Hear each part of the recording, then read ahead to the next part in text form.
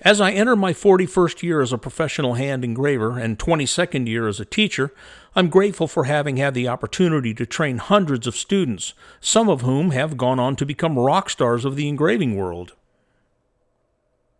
This video is designed to get you up to speed quickly, using modern engraving handpieces and techniques which have made it possible for anyone to learn this art. Many of the chapters in this video are the same lessons I use in both my group and private classes. They have proven to be effective, and everyone leaves the class cutting beautiful designs on practice plate. I'll take you through the basics of tools, sharpening, transferring, and engraving a variety of designs and borders. You can pause the video and replicate the steps and move on when you're ready. Congratulations on taking your first step to this ancient and incredibly rewarding art form.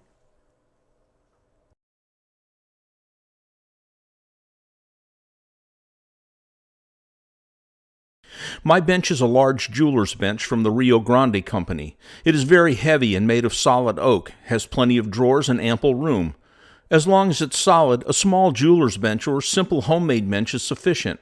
Remember that a microscope is very sensitive to vibration, so if you're using a scope, your bench must be very stable.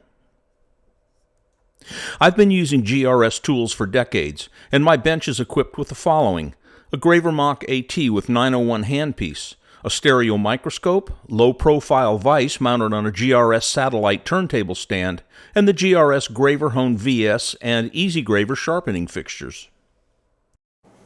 When using a turntable, you will need to lock the crown of the vise so it can't rotate. The turntable system is designed to keep your work centered under the microscope. Refer to GRS's videos on how to set up and use a turntable. When setting up a microscope, first adjust the height of your chair for comfort, then position the microscope for comfortable height. Now raise or lower the vise until it's in focus in the microscope. For focus setup, set each eyepiece to 0. Now zoom the scope to maximum magnification and focus with the focusing knob. Zoom to lowest magnification, and each eyepiece can then be adjusted to your eyes if necessary. Most people require little or no adjustment. When using a microscope, it's critical that the work be centered under the scope. This will make engraving enjoyable, and you'll always be able to see where you're cutting. You can zoom in and out, and your work area is always perfectly positioned under your microscope. When the turntable is off-center, you'll be constantly chasing and repositioning your work as it orbits around the center of the turntable's rotation and out of view. This results in frustration and time wasted.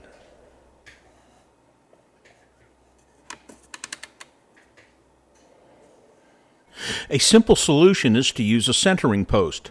Place the pin of the centering post into the hole in the turntable, and then move the microscope until the divot in the post is perfectly centered in your view.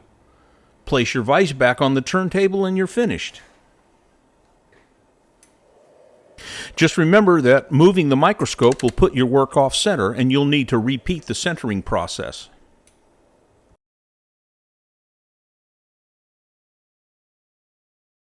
For the engraving on this video, I will be using a 1.8mm C-Max graver blank from GRS. Mount the graver into the correct QC holder and mount it into the EasyGraver sharpening fixture.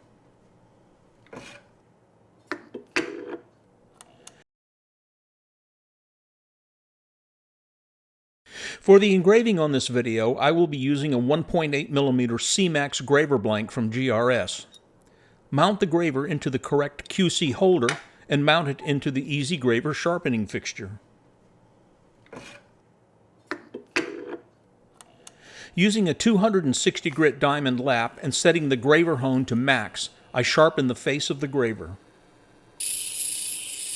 I also use a counterclockwise or anti-clockwise rotation of the lap.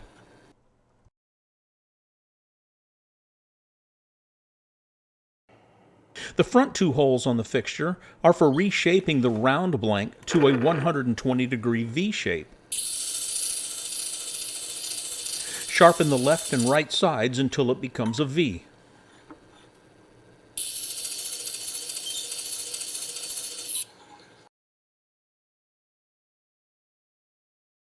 This illustration shows the reshaping grinds and the sharp V keel line.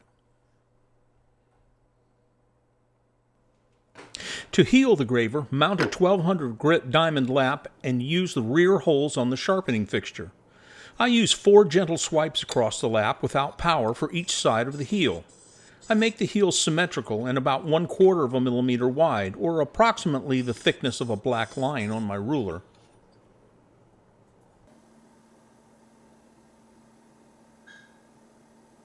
All resharpening is done at the graver hone's slowest speed, so set it to that now. Relieving the top of the graver makes the face smaller, resulting in faster resharpening, in addition to a nicer shape with less bulk. For this I use the apex sharpener with the black dial set to F and the face of the graver facing the lap. Now set the dial to 45 degrees right of F and the tool post angle to 10 degrees and sharpen.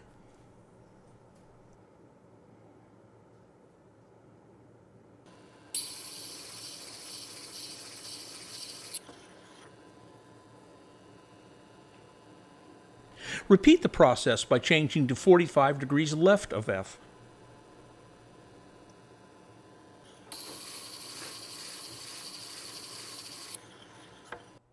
Here are the completed top relief grinds. For more in-depth information on using the apex sharpening fixture, visit the GRS website.